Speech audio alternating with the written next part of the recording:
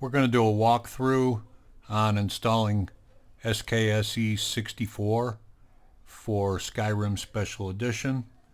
And I'll show you how to update it too for future reference. So what I do,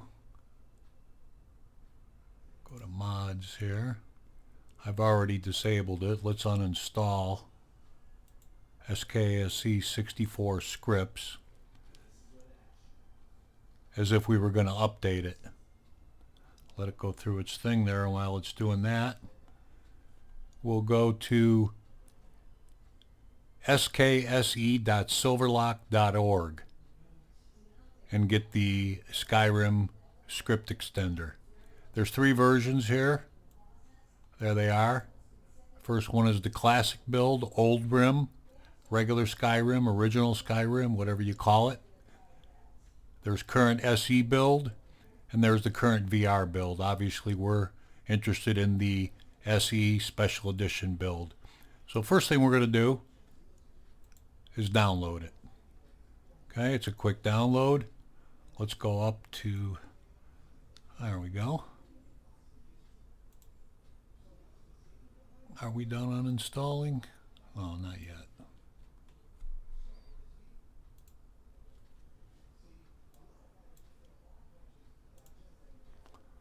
Okay, so the first thing we do is we're going to put it on our desktop.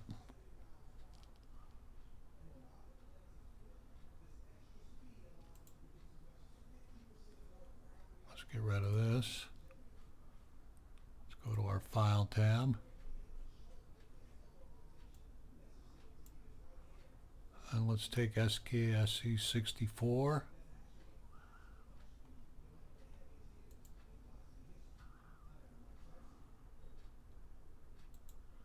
Let's drag it over to our desktop and close that out. I downloaded it to my downloads folder. Wherever you download it to, drag it to your desktop or download it straight to your desktop. Go to Vortex. SKSE64 is gone. Okay. First thing we want to do with 7-zip is extract here. There's your choices. Pick extract here. And what it'll do, it creates that folder right there, which is the folder we want to work from. So we can delete the download now. Okay. Next thing we want to do is open Skyrim. If you're not sure where that is, I'll show you the easiest way and the surest way to know that you're there. You go to your library, you go down your list until you get the Elder Scrolls V Skyrim Special Edition, and you right click on that with your mouse. Go down to Properties, go up to these File tabs, and go to Local Files. Then go to Browse Local Files. There it is. And we can close this. And we can... Alright, so now we have Games, Steam Library, Steam Apps, Common, Skyrim Special Edition. That's where your same folder that your 2 executables are in. Now if you don't see the .exes, that's because of, if we go to View, right here, File Name Extensions isn't checked, at least that's on Windows 10. See? Now it's gone. It just shows Skyrim SE and Skyrim SE Launcher. So just make sure your File Name Extensions are checked, and you know you're in the right folder. Next thing I'm going to do is I'm going to delete the SKSE64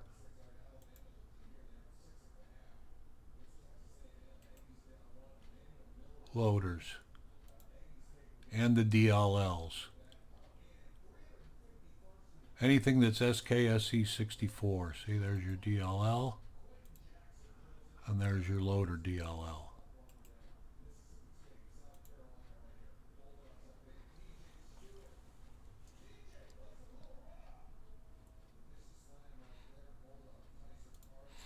Go to our folder that we unzipped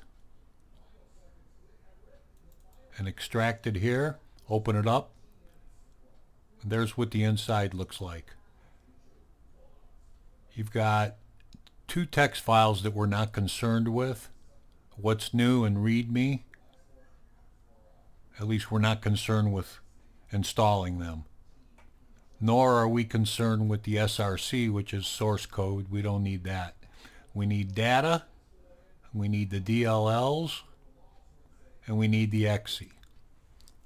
So what we're going to do, I'm going to take these three right here. We're not going to worry about the folders at this time. We're going to drag these and drop them right over here. Boom, and there they are. And you notice that we did not mess with the folders. We just dragged them right down to the bottom. Okay, now we still need to install the data file folder. And by the way, a lot of people just drag everything over. And you can do that. And the data folder would install where it belongs. And your text files aren't going to hurt anything. But we're not going to do it that way. We're going to take our data folder here. We can delete this now. First, let's take our data folder. And let's put it over here. We'll delete this.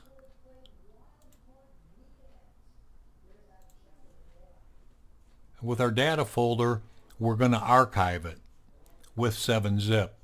So we're going to put it in a file that we can use our mod manager to install. Since it has data files, I like to have it in there installed with the mod manager, as you just saw, so I can easily uninstall it when I want to update and know that all the files were removed properly. And also, in case you ever should happen to download something that is trying to overwrite it, Vortex would tell me it's trying to overwrite these files.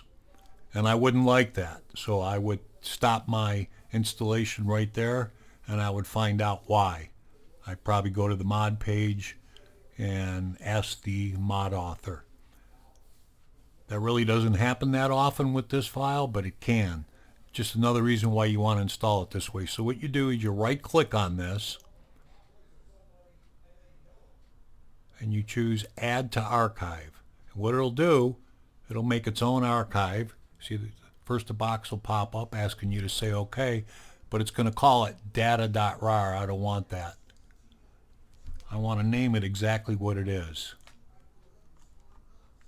SKSE64 underscore. It's scripts. You can name it whatever you want. 2.0.17 and then hit OK. There it is. Now we can delete the data folder. So now we're ready to install it into our game. So there's two ways we can do this. Vortex, I can either go to the plus sign up here in the upper left hand corner, as long as I'm on mods, if I got the mods tab selected.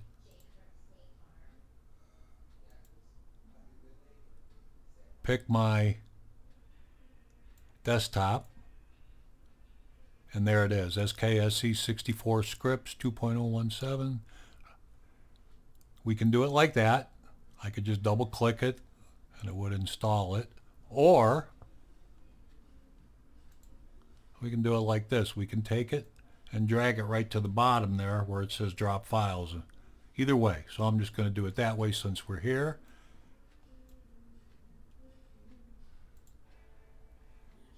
There it is. Never installed. Click on it. And there goes the process, just like any other mod that you're installing. You can see it doing its thing. Finish is running.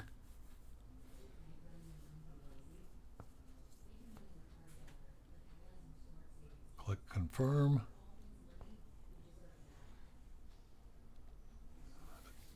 This is the best way to install it, in my opinion. You can do it the other way.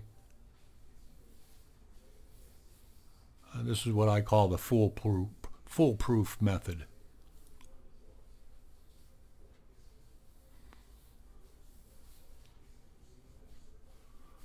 And then once it runs its course, we're not done. We're far from done. We're done with the hardest part. But what we want to do, we want to add it to Vortex so that we can launch it right from Vortex. Or we can launch it from our desktop. In order to do that, we have to make a desktop shortcut as well. Okay, so now you go to the dashboard by clicking up here. And I've already got it, but what'll happen if this is your first time installing it, Vortex will pick it up and it should put this, this placard right here for you. If it doesn't, you would just use add tool here and then it'll add one for you. So since I've already got it there, now what I want to do is make sure that it's reading the right one. So you click on these vertical row of dots right here and go to edit. Then you'll have to type in up here, I typed in Skyrim Script Extender. You'll have to type that in yourself, whatever you want to call it. You can call it Script Extender, you can call it SKE64, whatever you want. SKSE64. Then you want to take this folder here for your target, and that's where you're going to launch from. Skyrim Special Edition opened up, and what you want to do is you want to choose that SKSE64 Loader EXE that we just installed. Double click that. There it is. And you want to hit save. So now we want to add our icon.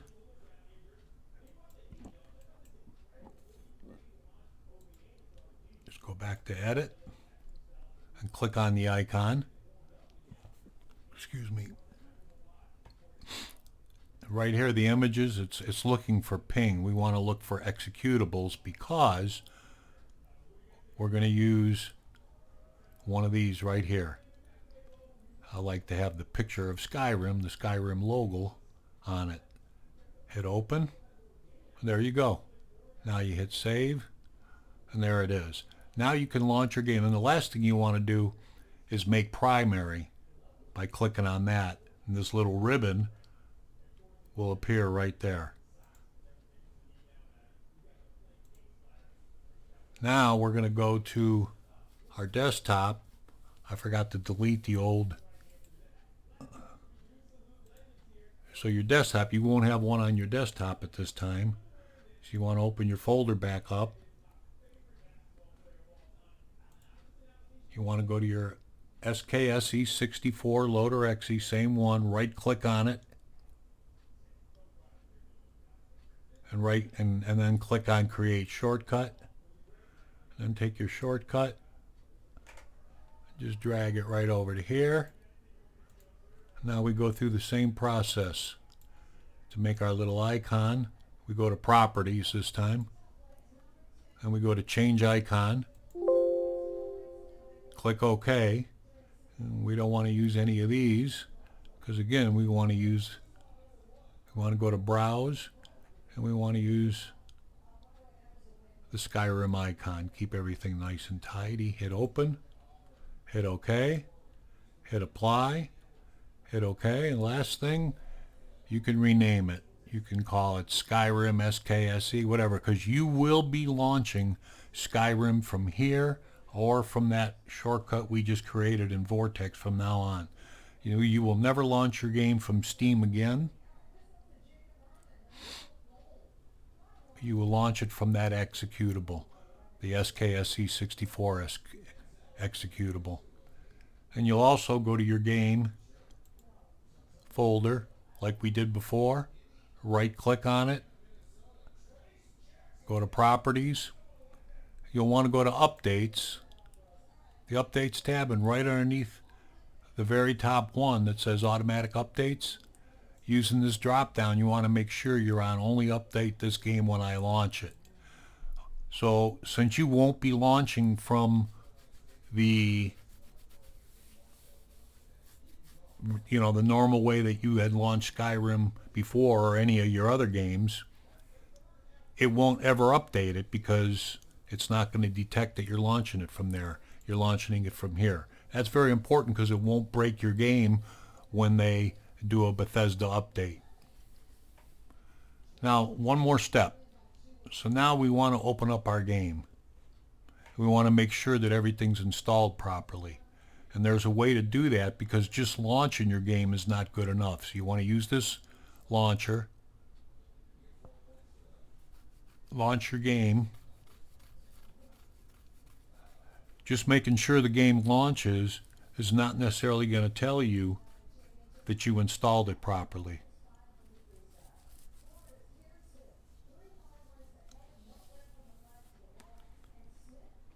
So right from the dashboard, right from the main menu of Skyrim, as soon as it loads up here, here it is. Oh, I forgot to shut the music off. Let me speak up a little bit. What you want to do, there we go.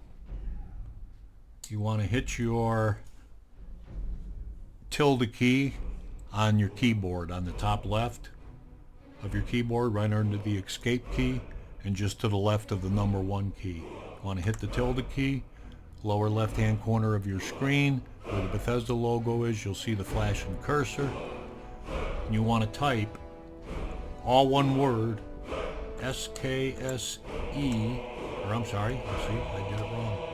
Get SKSE version. Get SKSE version, just like that. No spaces, hit enter. There it is.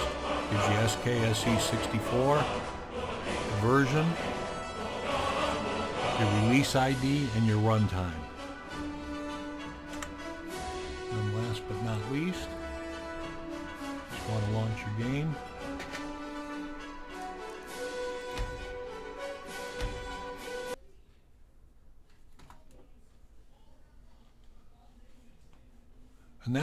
And that's it.